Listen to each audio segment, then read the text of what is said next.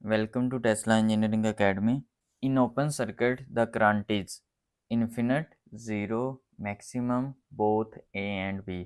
Open circuit में current हमेशा zero होता है, तो इसका जो राइट आंसर है वो है option B, zero. Next, the output of a certain voltage divider is 12 volt with no load.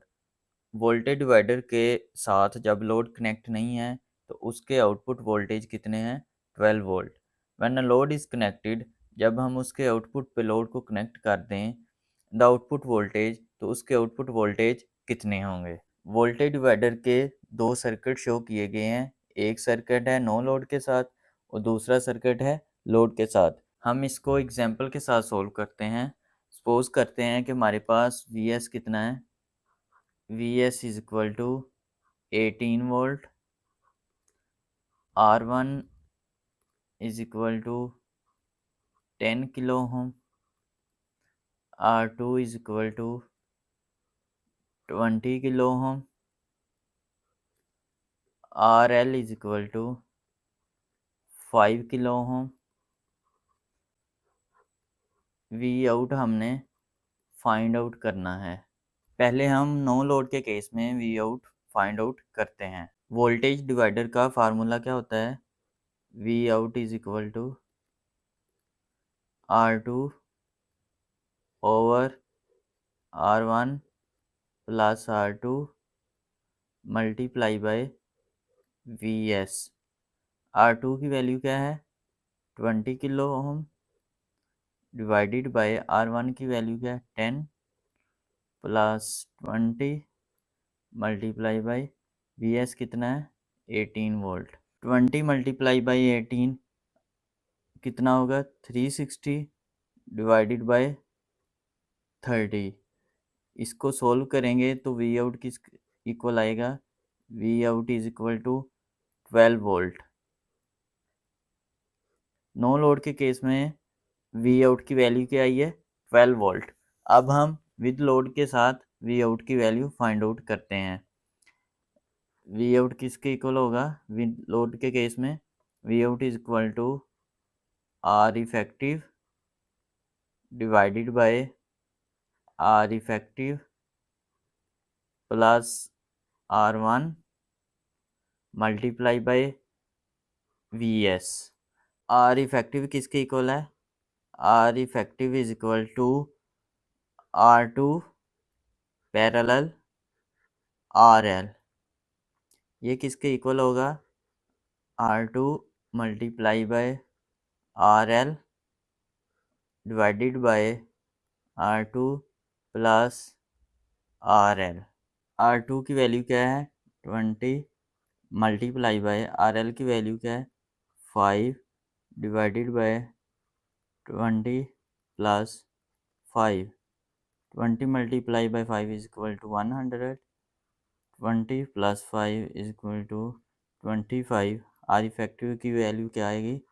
4 kilo ohm.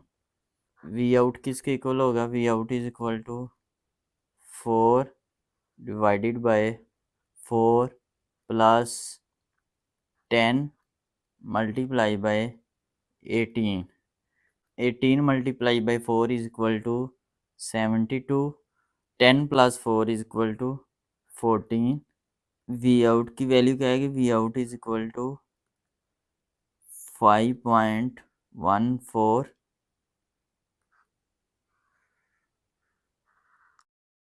So with load के केस में वी आउट किसके इक्वल आया है? 5.14. जबकि नो लोड के केस में वी आउट की क्या वैल्यू? 12. सो जैसे ही हमने लोड को कनेक्ट किया तो आउटपुट वोल्टेज की वैल्यू 12 वोल्ट से कम होकर कितनी होगी? 5.14. इसका जो राइट आंसर है वो है option A, decreases. Next, ideal current source can provide constant voltage, constant current, both A and B, constant capacitance. Ideal current source constant current provide करता है. इसका जो राइट आंसर है वो option B. Next, an ideal voltage source provides a fixed voltage and zero current, a fixed current and zero voltage, fixed voltage and fixed current, constant voltage. Ideal voltage source constant voltage provide करता है। इसका जो right answer है वह option D. Next, an ideal voltage source has dash internal resistance. Ideal voltage source की internal resistance कितनी होती है? आइडियल वोल्टेज सोर्स की इंटरनल रेजिस्टेंस 0 होती है। चूंकि आइडियल वोल्टेज सोर्स क्या करता है? Ideal voltage source constant voltage provide करता है। तो कांस्टेंट वोल्टेज प्रोवाइड करने के लिए इसकी जो इंटरनल रेजिस्टेंस है वो 0 होनी चाहिए। जबकि प्रैक्टिकल केस में आर एस की वैल्यू 0 नहीं होती और आउटपुट वोल्टेज सोर्स वोल्टेज के इक्वल नहीं होते। सो इसका जो राइट आंसर है वो ऑप्शन ए 0।